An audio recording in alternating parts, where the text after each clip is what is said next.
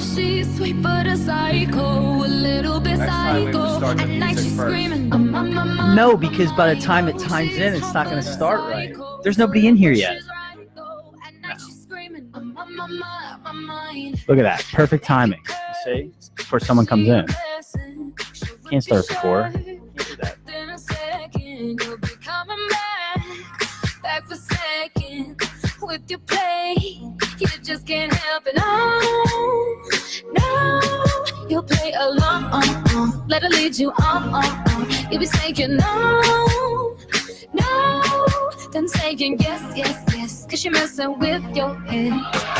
Oh, she's sweet but a psycho, a little bit psycho. At night she's screaming, What is up, everybody? She's sweet but a psycho. You like this song, Prof? This is so poppy, man. When Nick got here, we were having some computer difficulties with getting the stream set up. Tell him why. Well, Tell him why. Well, the audio input was set to the capture But tell card him why. over the microphone. But tell him why. Because you're up all hours of the night, streaming your Twitch. Yeah. Playing. Yeah, on Twitch at JRip18, 2Ps. Playing Tetris and Crash Bandicoot. No, not playing Tetris or Crash Bandicoot.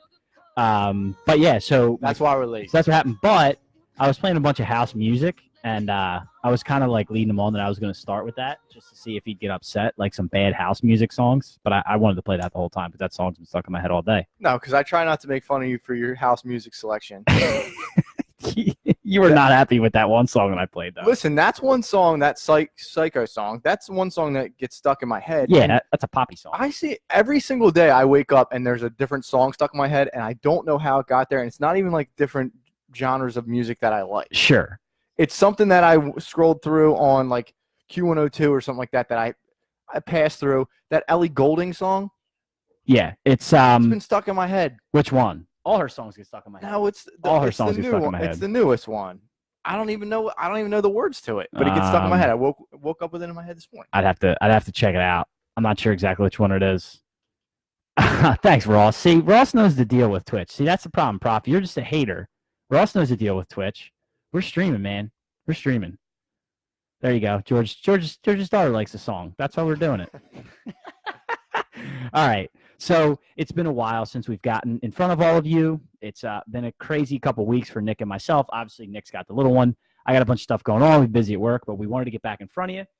Couple things before we get started real quick. Nick's got to run. We're going to get right into sports content, but I did want to just put out there again, the black FTH hats are in. People are going wild for the black FTH hats. So if you want one, hit me up. They're already half gone. And I did get some more white in stock of the originals. So I have all sizes in stock of both the OGs and the blacks. So if you want an FTH hat, hit me up or hit Nick up, get you hooked up. Or come down to the softball field tomorrow night. Jack will be there. That's true. That's true. Playing in the dark. And I'm playing this Jabrones team. Unfortunately, we can't see right now, and I really can't see with the lights out. So it's kind of a problem. I don't know if we're going to have those fixed by tomorrow night, but I will have the hats on me if that's something that you're interested in. What's up, Murph from Arkansas?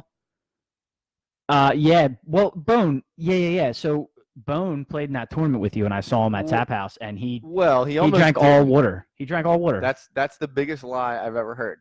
I called. This is what happened. So Game Bone was going to fill in for a tournament, and so obviously I call him the night before. I'm like, "Yo, do you want to play?" He's like, "Yeah, absolutely, man. I'm definitely in."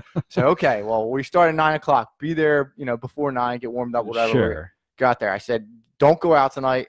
Don't go get messed up." He's like, I'm going to the Tap House with Earl. I'm going with, I'm going to meet, Jack's over there or whatever. And he sends me a picture of the water that he's drinking. He was ordering waters at the bar. So get to the field at 8:30. He was drinking water at the bar. Bone's not there yet. Getting closer to game time. It's 5 of 9. Bone's not there yet. And then it's 10 minutes after 9. I'm calling in, I'm texting him, and he's not there. So obviously he went out, and you guys did a little bit more than one. I left, so I can't attest for him after he said his first 7 drinks. So, I can't attest for him after that. What's water? Right here, Jace. That's a water right here, bud. That's how we say it up here. Did they make fun of me constantly? Yeah. For the water. So let's jump right into the sports content. First thing I wanted to talk about before we get into the big lead of what happened yesterday was obviously we had Virginia beat Texas Tech in the NCAA championship game. So what did you think of the championship game, Nick? What do you think of Virginia winning? And give me just your whole tournament. Like, what did you think of this year's tournament in retrospect? Because we haven't had a chance to pod since the tournament started. I thought the tournament was pretty good, to be honest with you. I mean, I hear everybody kind of like everybody was complaining because there weren't as many upsets based on the seeding alone. It was a super chalky year, right? One of the most chalky years I can remember in the last 10. I hate that term, by the way. Chalky? I hate chalky, but going by the seeding, yes, it was. But there were close games, and there were like buzzer beater games. So I kind of enjoyed the tournament, to be honest with you. I know people weren't happy with the result of who got there at the end. And to be honest, at the end, it wasn't as chalky as we thought it was going to be. No, because nobody had – I mean, how many people had Texas Tech making the final, let's be honest? Right. And, Michigan State was a favorite. Obviously, Virginia was a favorite. But Texas Tech and Auburn – No, nobody had Auburn getting there. No, I agree. And what matters in the end, I think that, it was very entertaining. And in the end, it didn't turn out to be a chalk tournament. It wasn't as predictable as everybody thought. I totally agree. I mean, I think – the thing that you like is typically you'd like to see a couple more upsets in the early rounds, right? Because they're exciting. But I don't want a 12 seed making it to the Elite Eight because I want to see the 1 versus the 2. I want to see the 2 versus the 3, right? I want to see the best teams get to play each other. Right. And so I kind of really enjoyed the setup this year. The thing about Virginia to me, which I found interesting, was going from last year being the first ever number 1 seed to lose to a 16, and then they come back this year, bounce back, and win it all. And, it's sort of a product of the guys they had getting older. But also, to me, that's a product of a good coach, and I was sort of critical of them getting the 1 line this year, although I did have them making the championship in my bracket. So I did think, because I watched them play this year, and I thought they were really, really good. So I did have them there, but good turnaround for them. Good on you that they were able to come back from that. I never thought I would see a 16 beat a 1. Did you? We were like moving that way for years with the 2s getting up. 2s over, yeah, 15s we over were 2s. kind of heading that way for years. I just never thought I would see and it. I think that, leading up to that, the 15s beating the 2s, that kind of shows you how like the seeding and the seeding committee is not always as accurate as people thought they were. So, I mean, I think it was heading that way. I didn't think Virginia was going to get beat by University of Maryland, Baltimore. The Golden Retrievers, baby. So I didn't think that was going to happen. But I did want to ask you about that a little bit. Like, how much did this year, do you think, play into Virginia kind of being on their toes and kind of taking it to the next level? It's a good point. I think that they were – actually, I'll give you 2 sides of that. So I think that they had an edge to them for sure, right, because of what happened to them last year and the fact that almost every player was still on the team last year that happened to, except – the first half of the first game, they came out flat. And I think they were losing a half, if I'm not mistaken, to the 16 this year again.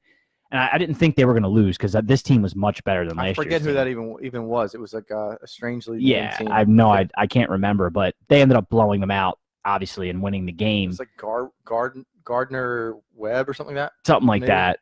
But the thing with Virginia is that all of their games end up being so tight, right? Because of the way that they should have play. lost 3 of those They should have games. lost 3 of those games, but they come out on top.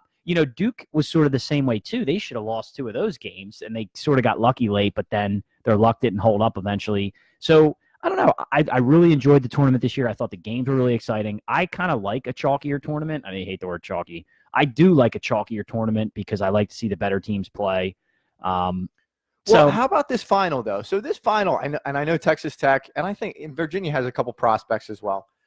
But they're not the prospects that we've been talking about all year. No, and you know what? So I actually think this right. This was good for college basketball because it's the way that we were talking about college basketball at the beginning of the year, how it's, when we're talking about the one and done, and I know we've gone over it ad nauseum, but I really feel like this was a college basketball championship game. It's a great and this is point. what it should be moving forward in the future when we get rid of the one and done, which is coming very soon. Well, and the funny thing about the one and dones, right? If you look at your teams this year, Duke, your Kentuckys, your one and done monsters, they didn't make it all the way, and typically they don't, right? I mean, very few of these one and done teams win it all. I mean, Kentucky's done it. Duke did it with, I think Okafor and those guys did it, right? 2 years ago or 3 years ago, Duke did it. And Kentucky's done it once or twice. But when you look at, a lot of the one-and-dones that have come through all the way back when they first put it in, and we talk about Russ Westbrook and Kevin Love being on UCLA together, all the way up until now, these teams typically don't perform that well in the tournament. and it's an attest to college basketball, and those teams have been playing together for 3-4 years, right? And exactly what you're talking about, more the spirit of college basketball than the one and done. So I agree with you, actually. Yeah, and when you talk about those Duke teams from the past, like, you know, you do have the one and done guys, the guys that you know are coming in and they're going to be out the door. They always kind of mixed in the seniors. Yeah. And well, they've had of course, they've had a Singler brother for the last like 12 years, right? Played 4 years there, so they just kind of went like 12 years. And with Singler brother. this is, and again, this has been talked about a lot. It's well documented that there was no shooting on this Duke team, which is very, very rare for them. Yeah. So going into the tournament, obviously they were the favorite coming in. I don't know who was the second. Well, Duke was the Duke. Yeah, well, probably so North Carolina. Yeah, Well, your six that everybody was looking at as your best 6 teams were Duke, Virginia, Gonzaga, North Carolina, Michigan State, and who's the one I'm missing? Probably Michigan. And Michigan, yeah. Those were your 6 that everybody was like, those are your 6 that'll probably win. Right. So, yeah. I actually enjoyed the game because I do enjoy like kind of a good defensive game. Those were the 2 best defensive teams in the tournament by far. Texas Tech really just played out of their minds, and I honestly thought that they were going to win. You know, I was talking to a couple people, and I told them I really think that they're going to win just because the hot team usually takes it down. Typically, yeah. And I didn't necessarily see Virginia as a hot team. I saw them they were kind of hanging on for dear life. I know. And you know what's funny about that part? The game started so slow, right? Like it just came out slow. Yeah. And I was like, this is going to play into Texas Tech's pace because they're even more of they were a better defensive team than Virginia and more of a mucker. And Virginia can have trouble scoring. But with the overtime, Virginia ends up scoring the most points that a team did on Texas Tech all year. So right. Now, what do you think of the missed calls? Obviously, this played a huge part throughout the tournament was the replay. The replays over and over and over again. Yeah. And the one in particular, especially at the end of the game there, was kind of the fingertip play. And that's the controversial one for me because anytime a defender swats that ball out of your hand, physics make it so that typically it's probably you're probably always going to be the last one to touch that ball if you're the offensive player. Pretty much. But in the past, that's always traditionally been like the offense keeps it, right? Because it knocks it out of your hand. Yeah, absolutely. Even though technically, that's the argument. Right. That's the big argument. Right. You technically maybe were half grabbing onto the ball, right? Like as it was falling out of your hand, but it should stay with the offense there. Like that's typically the way that it goes. I agree. I sort of, we're just in this new era of everything's got to be replayed because everybody's watching it on national TV. It's such a big stage. And so everything gets so scrutinized that I almost half don't know what to do sometimes with the replays, right? I'm just like, if I'm watching a play and I think it got called right or didn't get called right, that's just what I go with. And then whatever they end up calling on the court, you're like, well, I don't know. Are we interpreting the rules wrong? Like what's the deal? It's strange. Now, the weird thing is we do review everything, but we don't review everything. That's right. Well, actually, we're going to talk about that at the end of the show. It feels like every play gets reviewed, but, that double dribble, we can't review it. Right. So, well, that's the problem with the way the review is right now. Because there's going to be a major evolution. There's things that we all see that happen that they miss, but then we're reviewing every single call that they make. I would rather just let them make half of the calls, but review some of the other stuff that they're missing. But we're digressing. Yeah. So speaking of basketball, big happenings yesterday, huge happenings, something that Nick and I actually have talked about a lot in the past on the show. Magic Johnson resigns from the Lakers as the president of basketball operations, and he did it via an interview with Rachel Nichols on TV. So let's just pause right there if you haven't heard that story yet. And I'm going to turn to the prof, and I'm going to go, give me your initial thoughts on Magic stepping down. So I woke up to this news because I didn't watch it last night. And was it an interview with Rachel Nichols? Because I thought he just called a press conference. Well, okay, so yeah, he did a press conference, but then he announced it, and then afterwards he sat down with Rachel Nichols in an interview and explained the whole thing. Yeah, so I haven't seen the interview with Rachel Nichols, but this is bizarre because a couple things. The first thing is, I don't buy anything that he said.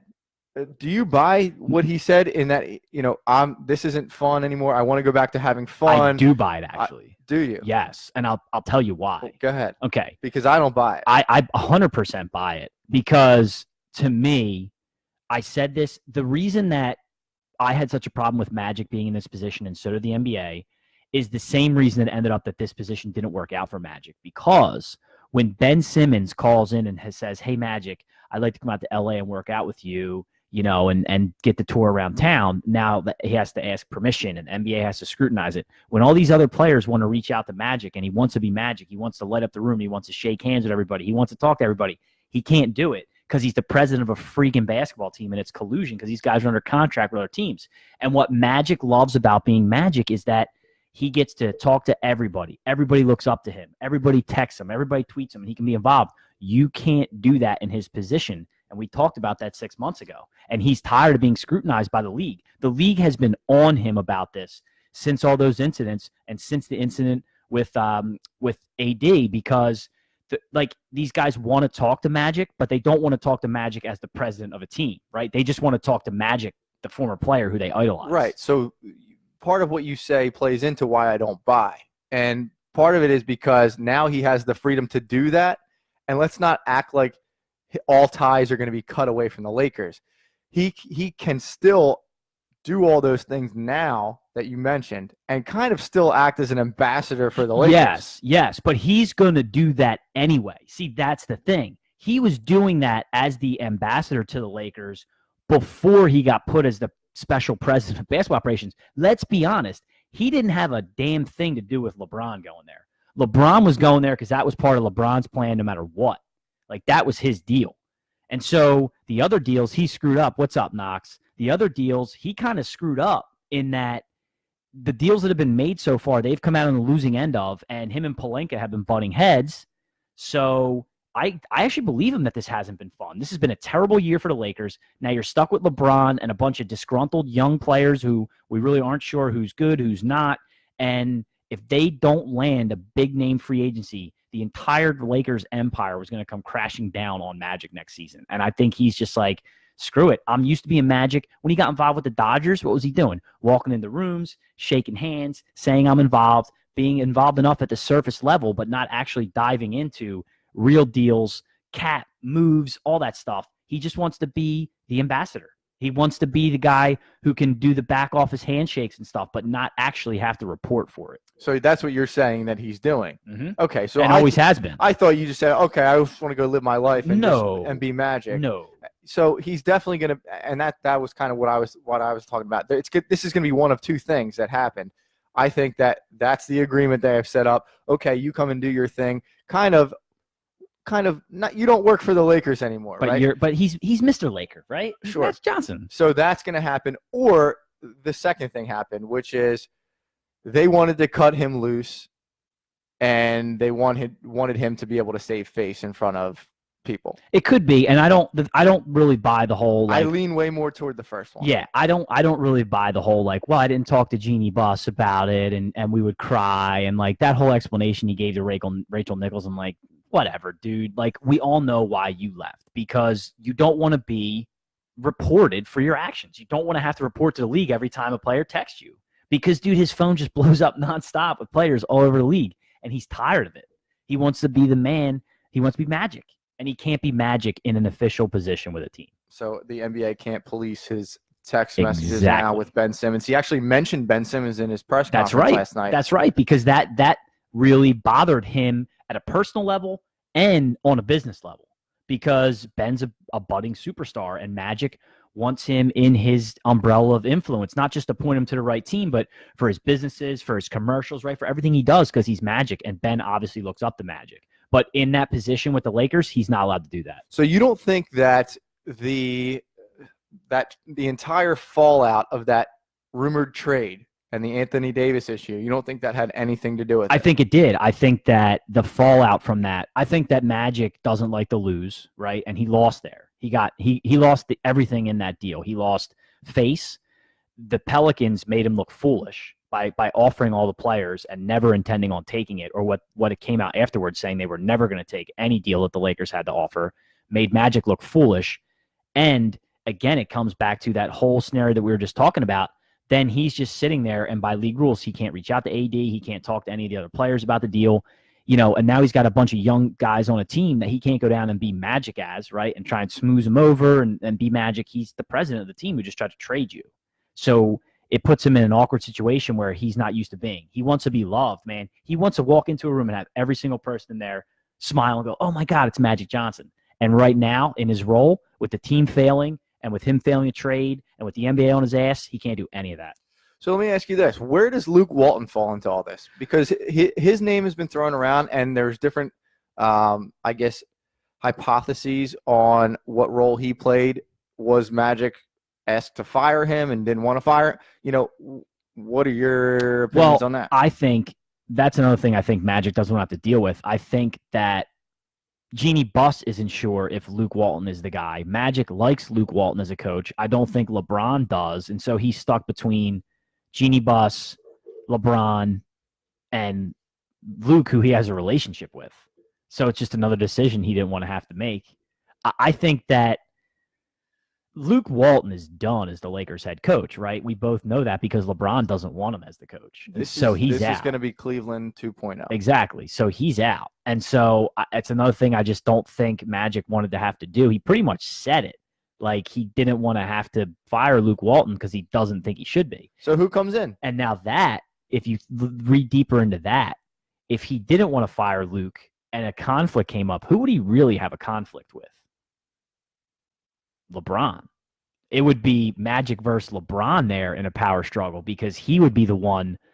Jeannie Buss is going to say whatever LeBron wants. And then if LeBron wants him out, then now you got Magic button heads with LeBron, and he doesn't want to do that. He doesn't want to do that. I think LeBron's going to bring in all his guys. I wouldn't be surprised to see Ty Lue resurface. He's gonna be the Lakers head coach. I've already heard rumors about it. It's going to be Ty, 100%. And their GM's going to come back.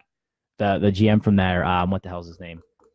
Griffin? Griffin. David Griffin. Yep, he'll be back. He'll be their GM. Palenka's going to be out. Walton's going to be out, and they're gonna give LeBron the keys to the castle for 2 years. I'm telling you. So what do they do with this core group of guys? I have no idea. Their only chance here in the offseason is to get one of these big name free agents in there. If they can't, who's it going to be? It's not going to be Kawhi. Probably not. They're going to go after Kawhi. They're going to go after AD again. Well, Did you see his shirt from last night? Like, he's clearly out. I did, and I think that's a joke, man. I was really kind of upset by that because I want to like him so much as a guy because I really feel like he's top 5 player in the league. There's no doubt. If not, I don't want to say top 3, but he's a top 5 player in the league. Mm-hmm. I mean, for him to wear that shirt and then to come out after it and say, "Oh, somebody lays my clothes out for me," I don't even look at it. That's ridiculous. That's like Kevin Durant. It was such a rub it in your nose face. It's something where you've already won. Like, you're getting out. Yeah. You've done this to a city all year. It's just there's no need to poking the bear. To turn the knife, man. I know. Like, just move on, okay? We know you're probably right. He's probably going to go in there. Yeah. Oh yeah. I mean, he's probably going to go into LA, but at the same time, these other guys are still going to be there. Oh right? yeah. I mean, that's the thing. I don't know. They're a mess, dude. They're hands down Knox sports, buddy. They're a mess. They're 100% a mess across the board. They can't win as constituted. We actually, it's funny. The last podcast we had, we were talking about their roster, and you brought up Michael Beasley, and I'm like, yeah, he's already out of the league, dude. Every one of those aging free agents they signed that they thought would help fizzled out and was a disaster. Like, they're just in really bad shape. They're in really bad shape. Well, I've had a lot of trouble watching West Coast games recently. Yeah, I imagine that the sleep patterns are a little messed up. 5 a.m. wake-ups. All right, so one more NBA question that I had. This one's going to strike closer to home for us. I brought this up to the prof. I saw a list that was put out that has the top 25 NBA players under the age of 25, and not even caring about 8 down. The most important names are at the top, right? So I think unanimously we would agree that the Freak is at the top. He's number 1. But then when I got down to number 2, I saw Nikolai Jokic name from the Denver Nuggets. And then 3 was Joel Embiid. And I was taken aback right away. And I'm thinking, I know Jokic is having a good year, but is he really better than Joe? So I went to the numbers, and here's the numbers, and then we'll talk about it. So this year, Jokic averaging 19.9, so basically 20 points a game and 10.8 rebounds. So we'll give him 20 and 11. 7.3 assists, so we can't give him 8. So he's 20, 11, and 7. His three-point percentage is down a good amount this year from his previous 3 years. He's shooting 31.2% from 3. This is his 4th season, and he's 7 feet tall. Joel Embiid, 27.5 points, 13.5 rebounds, 3.7 assists. So we'll give him 4. So 27.5, 13.5, 3.5, and he's also averaging 2 blocks a game. Jokic is under a block a game, so that's something to keep in mind on the defensive side. Joe, we know he likes to shoot the 3. He's at 30%, so slightly below league average. Jokic is right there. 32% is league average. But for his career, Joe shoots 32%. For his career, he shoots right at league average. So we agree that Joe is better than Jokic, right? Like Joel Embiid is better than Jokic. Yeah, and so would everybody else in the national media and whoever else you talk to. And let's be clear here. I'm going to do my Stephen A. Smith. Let's be very clear. This list came from Hoops Hype. Hoops Hype, that's right. So I have never read a Hoops Hype before. Maybe they're huge. Maybe I've just never read them before. They're the only list that I could find with Jokic number 2 and Embiid number 3. And the only reason that I could come up with in my brain is that Jokic is a year younger than Embiid. Embiid's had some load management issues. I don't know if Jokic has, but I don't think he has this year. He's Jokic, I could see players wanting to play with him a little bit more, and that's because of those assist numbers. Yes. He sees the court very well. He's probably the best big man passer that's been out there since Timmy D. Probably. Yeah. So those are a couple arguments that I could come up with. Yep. The 1 year age difference being the first one. Sure. So that's the only thing I can think of. But I honestly don't think that you're going to find an analyst out there that looks at them one for one and says, I'd rather have Jokic. I just don't, from an athletic standpoint, I just don't see that. I saw a lot of that on ESPN when they were talking about this article, and there was a lot of analysts who sided with Jokic only because of Denver's success this year, right? Versus the Sixers. I need names. I'd have to go back and look at the names. It was the whole, what's Greenberg's show now? What up? Get up. Get up. Yeah. What up? What up? What up, Miss Nelly? Yeah, it won't get up. So, a couple of those guys were siding with Jokic over Joel. I just thought it was interesting. I mean, the numbers are comparable. Obviously, Joel's a better scorer, and Jokic is a better passer. He runs the offense better, right? Those are your big differences between the two. But to me, Joe is close to an MVP, and I don't see Jokic being that much of an impact player. I mean, he's up there in MVP though. Do you think? Absolutely. I mean, he's top 4 or 5. All right? Since we're talking about it, who's your MVP this year? You have to do it. Obviously, this is like the debate. This is what people have been talking about. This is kind of like the LeBron versus MJ at this point. It's kind of old and tired. I mean, honestly, for what Harden's done this year, I probably have to give it back to him. But I know I'm wrong. Yeah. I know I'm wrong. Yeah, you are. And I disagree with you, but I don't disagree with your point. I just disagree with your pick. It's got to be the Freak, right? It's got to be the Freak because the Bucks are the 1 in the East. And but think about how Harden has drugged that team along. Think about how Think about how he's drugged that team from when they started, from when we first started at the beginning of the season, and we're looking at the Rockets and we're like, this is not the team that was there last year. I mean, and then he drug them up to the 3 he's scoring. What's he scoring right now? Averaging 37 a game. It's 36 a game. It's ridiculous. I mean, I'm not trying to take away from James Harden, but you know how I feel about repeat MVPs and the voters, right? They get that fatigue, and so they end up not giving to a guy. Oh, he's not going to get it. He's not going to get it. No. I think it's the Freak because of the 1. But you're right. He's drugged Houston. But I think it's going to be Giannis, right? That's where it's going to fall. I mean, I'm almost positive it's going to be Giannis, but, I just disagree with it. I really do. Okay. I think I could be talked into it. All right, here's Will saying Embiid gets fouled the second most per game. Yes, Embiid. All right, so Will, what I would say about Joel and his offensive style is if I look around the league and I tried to put together a list, maybe Nick and I will do this for the next podcast, put together your top 5 unguardable guys in the league, right? Joel's number 1. He's unguardable. He's probably not number 1. Who do you think is number 1? I mean, the Freak's pretty tough to guard. No, you let the Freak shoot. He's very tough. Harden's tough to guard. I didn't mean to say no. Yes, you're right.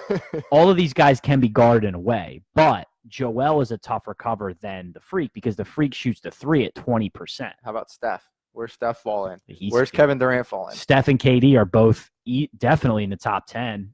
I think KD's in the top 5 because he's 7 foot and can shoot from anywhere. He's one of the best shooters of all time. Yeah. And he's 7 feet tall. Mm-hmm. But I still think Joe's a tougher cover because KD can't really go down low. And Joe's a monster. He moves a little quicker than Joel does. He does, but Joe is so much bigger and stronger than him. But you're right. Actually, all right, here's going for you. Who's a tougher cover, KD or the Freak? I think the Freak is, just because of his athleticism. He takes 2 steps from the foul line, And he's or at, from and he's from at the bucket. Yeah, half court. yeah. And he's already You're at the right. bucket. And he's at the bucket, but he can't shoot. He really can't shoot. He doesn't need to. He does. No, you're right. But then again, there's an argument about a guy in this city who can't really shoot, but people say he needs to. So yeah, I mean, it's a different. Honestly, it's a different type of dominance, and like from a power perspective, Giannis, that's all Giannis. I mean, when you compare him to Simmons, Simmons is a power player, but I just think it's like, well, yeah, I mean, and Giannis came. I mean, Giannis is just a freak. So that's an interesting conversation. Actually, maybe we'll do a full segment on that. Well, we kind of just did. I like it though, Will.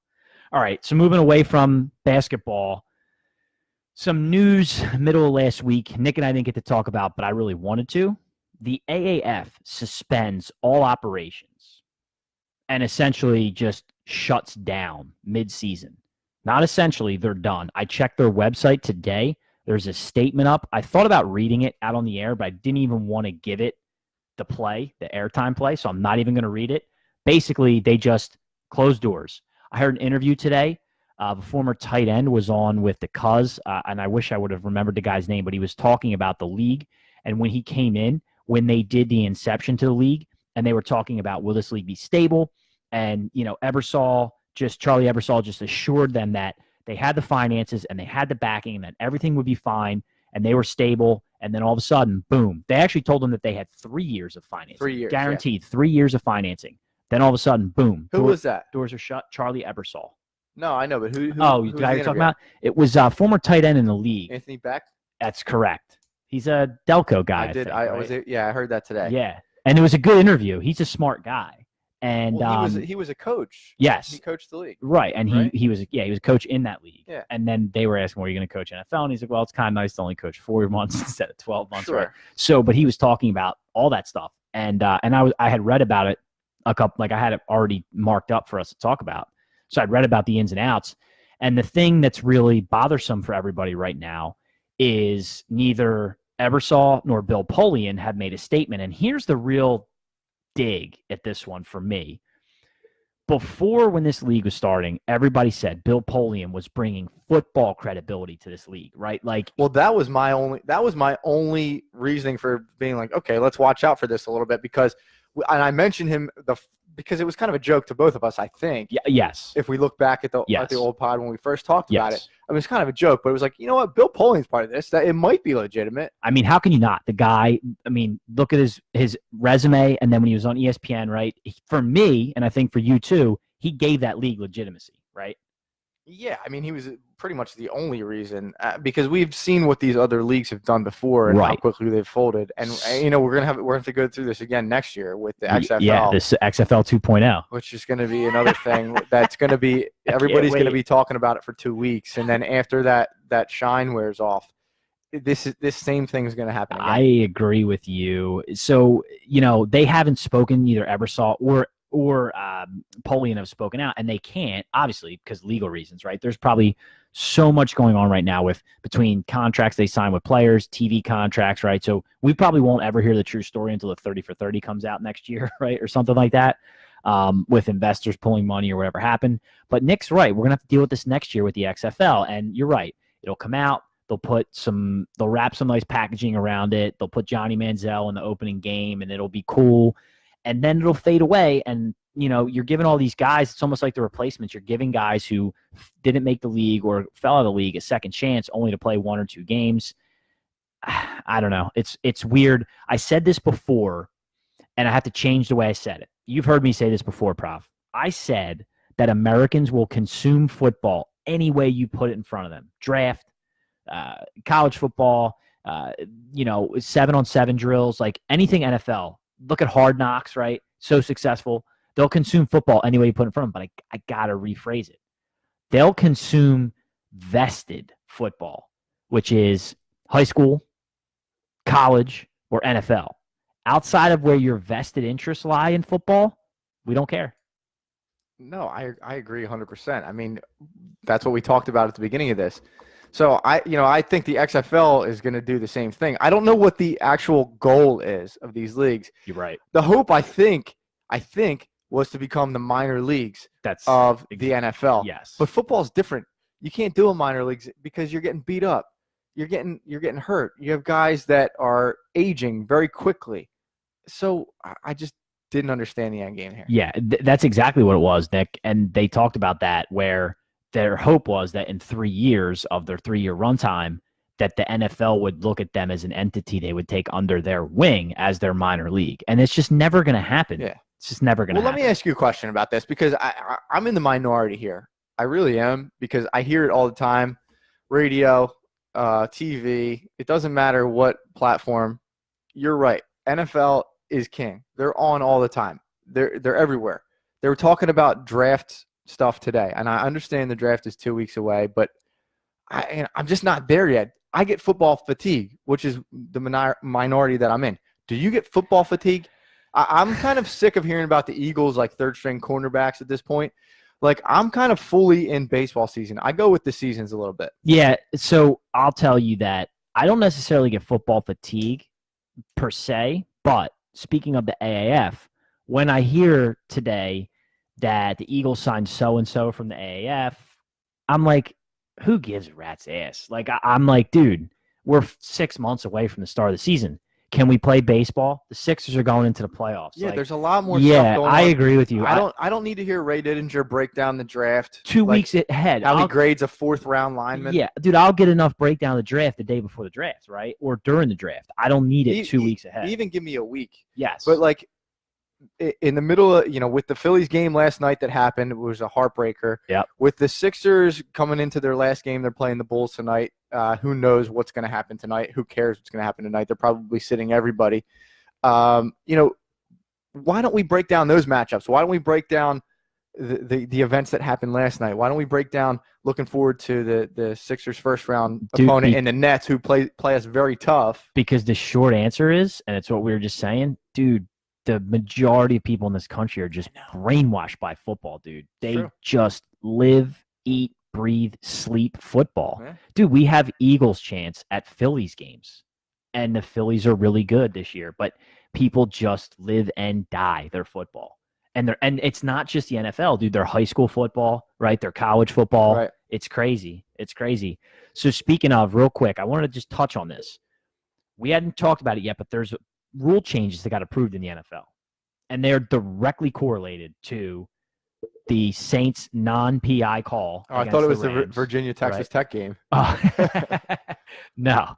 So here we go. Back to that. The rule changes as follows. First off, I thought it was pretty funny that 32 NFL teams voted on it, and only one team voted against it. And you know who the team was that voted against it? I don't know. The Bengals. And guess what? I fucking agree with the Bengals. I agree with the Bengals. This is going to be the only time in my life I'll ever say I agree with the Bengals. I agree with voting against this, and I'll tell you why. So the rules are as follows. There is now, pass interference is now challengeable. That's the first half of the rule. Yep. And Sean, what's his name? Sean Payton. Sean Payton was campaigning for this. Yep. Since, January? Yep. And so pass interference is now challengeable, but there's a second part of this. All penalties under 2 minutes are challengeable. All penalties under 2 minutes are challengeable. You honestly, I know you hate when I curse. You got to be fucking kidding me. They're going to give coaches another flag that they can throw. So what's going to happen is a tackle that happens in the middle of the field with 40 seconds left, coach is going to throw a flag because it's going to give his guys a breather and it's going to stop the clock. And even if he's challenging what? Oh, I'm challenging the face mask, right? Like, this is so stupid. No, this is so stupid. It takes away a huge aspect of the game. And I actually mentioned this on Facebook while I was watching the NCAA wrestling tournament. So a big part of wrestling is being in shape and being able to, push your opponent to the edge and mentally break him and physically break him. and they're throwing these challenge bricks. I don't know if you were able to watch it all. I'm a wrestling guy, so I know you are. So I don't know if you watched it, but they're throwing these challenge bricks to challenge calls. And what happens is you end up getting 5-10 minutes in between wrestling. So you're basically giving guys that are at their wits' end, getting pushed to the very edge of what they're capable of, and you're giving them 10 minutes to regroup, and they're a completely different person after that. It completely right? changes the complexity of the sport. So it changes the entire outcome. I'm over it. I'm completely over it. I think it's a really slippery slope. You can challenge everything. You honestly can challenge everything. That call with the ball going off the kid's fingertip on Monday night, you could challenge that. Yep. That doesn't work out the way people thought it was going to work out. I mean, you can look at every play. Here's the bottom line. Here's what we said, and this is the problem with introducing replay and challenges, right? Do we actually think that the product that we've been watching has gotten better since we've put all these replays in? I think the short answer is yes. However, the restrictions around replay are where we have gone astray. Look, and for wrestling, I agree with you, and it takes it to the extreme, except the problem is you'd have to have another official who's just watching the tape, right? To what you need for the NFL, this is how this should go. Listen and listen good, NFL, and the Bengals, you got it right. You have a replay official in New York already looking at every freaking call. Let that guy, and then let's say you put together a panel of 5 referees with the one in New York and 5 other places. And the reason you do this is because of something I heard about them play testing calls and stuff like that, and I'll tell you about it. But you got 5 guys, 5 officials. Look, the NFL makes billions of dollars. They can pay these guys that are watching games. And when a play gets flagged by an official, the referees on the field, they hold the ball for 30 seconds, and they let everybody in the 5 look at the play. And if 3 out of the 5 think that it needs to be overturned, then they do it. I'll tell you where that 5 comes from. I don't like the jury on every single play. You have to have it, though, because if you don't, what you're doing is you're leaving one guy in charge. And if it's just one guy watching the plays, right, he may interpret it the way the referees did. Listen, how many times who's the former referee who analyzes on Fox? I don't know, but Gene Steratore was an NFL referee, and he was doing the basketball games, and I found that very odd. That's weird. But the guy that's on Fox, who when they break down the Pereira. call, Pereira, yeah, he's wrong every time. He's like, "Wow, guys, I think this one's gonna go the other way here. I think his knee was down on the inbounds." And then the ref they get on the field, they're like, "Call stands." And I'm like, dude, you don't know. The reason is because it's up to interpretation. Even the fucking replay's up to interpretation, bro. So you need a panel of guys watching this. You don't need a panel Otherwise, of guys. you're just going to extend these games longer and longer. You don't need a panel of guys. You need to refurbish your hiring process is what you need to do. Well, that if too. If you have an issue with the outcome on the field due to the guys that are making those calls and making those judgments, then you need to look at your own internal system for hiring these guys.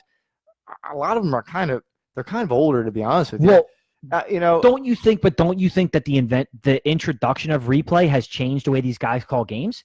They're afraid to blow whistles in the NFL when a guy's knee went down because they're supposed to let it play and then they'll review it, right? Like, I feel like it changed the way that they officiated games because normally guys would be saying, no, he was down, even if they were wrong because they're supposed to make that call. Now it's, right. Hold your whistle because if we rule them down, then we can't replay it. So, they've allowed for this cushion so that they can just let things go now. Right. Then, well, they're relying on replay. We'll make it better if it was wrong. Right.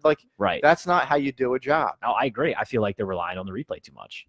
That's not how you do a job. That's not how you run a game. You're there to referee the game, to make sure that everything runs smoothly. And it's you judging the game. There you go. Bobby K says we need robot officials. I know Bobby, he's such a new school guy. He's all about robots doing there is going to be an evolution in baseball. Are you ready for home plate balls and strikes to be a robot? Listen, we can talk for hours about the changes that are being proposed in baseball. Some I agree with, some I don't. And I really think it all starts, to be honest with you, at the pitcher's mound when the pitcher gets the ball back and walks around the mound 4 times and he takes at least 30 seconds, if not 40 to a minute, to throw a pitch. Yep. And you think about how many pitches are thrown throughout the course of a game. Oh, yeah. That's where your time is. Oh, yeah. Oh, dude, that's where your time's invested. Totally. I don't have any problems with the games being played at home plate and with the pitcher. Okay, the batter steps out. Now the pitcher's pissed off. Now he's going to step out. Like, they play those games. I get it. That's fine. It's part of the game. But on a regular pitch-to-pitch basis, that 30, that 40, that 50 seconds Just catch in the between, ball, take your 5 that's seconds, and where throw the next that's where goddamn it all pitch. comes from. Yeah, dude, it's crazy. I mean, we talked about it in the offseason because obviously both of us are baseball guys, grew up playing it, and we try and figure out how to shorten the game. It's crazy, man. It's crazy. All right, so trying to wrap things up here. A couple of things I want to touch on real quick on the way out. Gronk retired. Prof. Where's he go? WWE. Hell yeah. Does Did he show up? Did he show up at WrestleMania? I didn't get a chance to see. Is he going to make a comeback? And when does he make a comeback? I don't know. I think for a guy like Gronk in the prime of the Patriots run, like I know you're trying to hang on.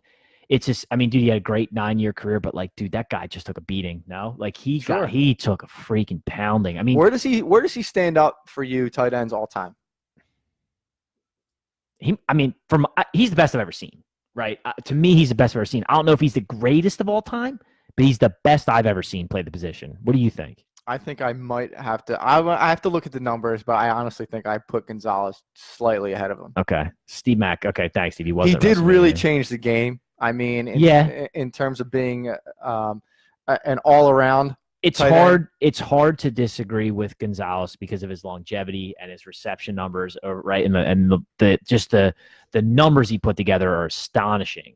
But for me, so like if you're building a team and you got one guy for a year, right? You taking Gronk.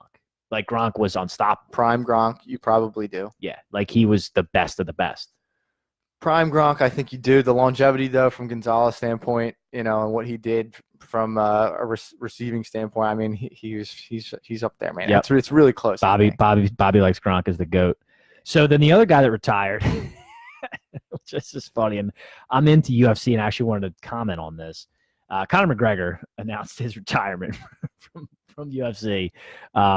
I think it's not that he's not serious, but like there's no way he's going to be retired for good, right? He kind of ran into some legal problems and he's out there pushing proper number 12. Exactly. So, Irish whiskey. Yeah. So he's retired. I'm sure he'll come back. One thing that kind of pissed me off about UFC. So ESPN Plus is a thing now, right?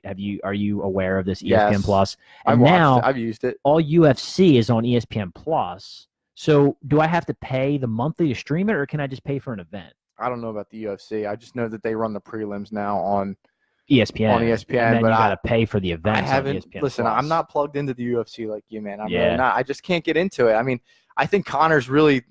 Who's the up and comer now? Who's the guy that everybody's looking at? Well, dude, there's so many great fights. Like, but who's going to take over for Conor? You know what I mean? Habib is still the guy, right? The dude that just destroyed him. He is not. He does not hold a candle to what Conor McGregor was. He doesn't have the star power. He's just a fighter. That's my point. Right. I don't know. You need a guy who's flamboyant. And, I mean, dude, guys like Conor just don't come along every day. Because Conor, not only does he have the showmanship and the trash talking and everything to go with it, he also had the hands. And what you need to be a star in fighting is the hands. The knockout power is what I mean by hands. Because even when you look at boxing, we all would agree that Floyd Money Mayweather is one of the best boxers of all time. But he's not the best to watch, is he? Mike Tyson was the best to watch. Why? Because he knocked dudes out. But Mayweather brings something different, and it's not from a technical aspect. Sweet science. It's not from a technical boxing aspect. It's from a microphone perspective. Yes. It's that's the difference, and that's what I'm talking about. I'm talking about who's going to take over, who's going to take the torch from Conor. But Conor had it all. Absolutely. Conor had it all. Conor had the knockout power. He had the microphone. That's what I'm saying. Who's going to do that? Dude, guys like him don't come around all the time. So now with the, I don't want to predict this, but I kind of see the UFC heading down now that it's going to be more out there and you're going to be seeing more and more content on ESPN, which to me equals crappier fights. The more content that they have to put on ESPN means the crappier fighters they're going to have to find to throw out there. Interesting theory. And so you're going to get a lot more crappy content. Okay. Just to fill some airspace. Interesting theory. Whether it's might at not midnight. be wrong about that. So I really feel like you better find that guy fast, Dana, because somebody needs to take that torch from Conor and you're run not with wrong. it. I mean, they lost their two best stars in the last years between Ronda and Conor, right? Although I think Conor will come back eventually. I think he could, but is he going to come back? Prime Conor? Probably not. Yeah. Last thing on retirements before we get out of here. How sick are you of the jersey exchange? Yeah. Dwayne Wade. Yeah, How sick are you? I'm completely done with it. I love Dwayne Wade.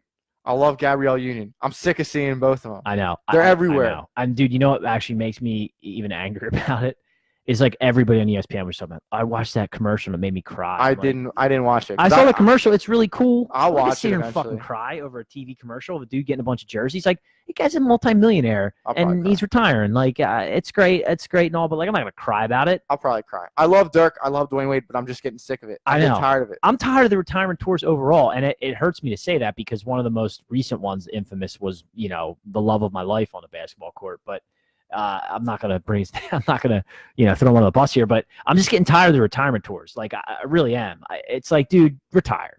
We got it. It's the last time you're gonna be in a city. You can exchange jerseys with guys backstage, and you don't have to do it on the court. I don't know. Maybe I'm wrong. If it wasn't every day, Maybe I'm wrong. I don't know. I could be wrong about it. It's hard to say. But I'm with you. We're standing in agreement that we're both tired of it. Yeah, I can't take it. That's all we got, folks. Thanks for joining us this evening. Thanks for hopping on. Wednesday night. I know it's been a while. I don't know how often we're gonna do weeknights anymore. This is a tough one. We appreciate Nicky coming out on a weeknight. We know he's got Mickey at home, or he's got to go pick Mick up. So we appreciate everybody jumping on with us. A couple things I wanted to say real quick. I did try and link in YouTube because I wanted to do a live stream via Facebook and YouTube. One of the big complaints that we're getting is a lot of our viewers are not on Facebook and they want to see us elsewhere. So I'm working on that. If you can see, hopefully the stream is in a higher resolution now. It's much clearer than usually when we stream because I hardwired in. So that's better. I am streaming on Twitch at JRIP18, 2 Ps. Also, check out my buddies, Murph_games, MURPH_games, and Score Ninja, SCOR Ninja. You didn't hit Ross up? Well, everybody knows about the Swing Boss. We got Ross at the Swing Boss. It's the Swing Boss. Come down to the field tomorrow night. Get your hats, all right? We'll both be down there. Whoever needs hats, come down, watch us play, have a beer. That's it. For the prof, Swags. See you.